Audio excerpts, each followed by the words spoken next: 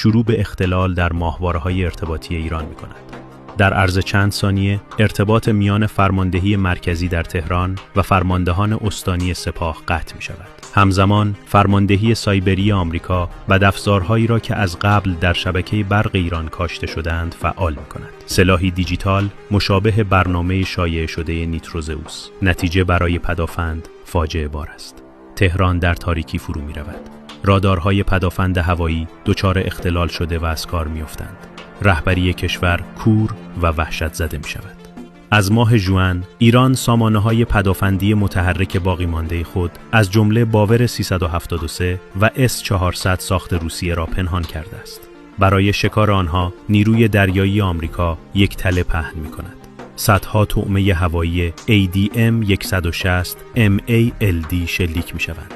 برای یک اپراتور رادار ایرانی که به صفحه‌ای آشفته نگاه می‌کند، اینها دقیقاً شبیه اسکادرانی از F-16 یا F-15 هستند که با سرعت به سمت پایتخت هجوم می‌آورند. طعمه جواب می‌دهد. رادارهای ایرانی برای رهگیری این نیروی مهاجم روشن می‌شوند و همان لحظه مرگ فرا می‌رسد.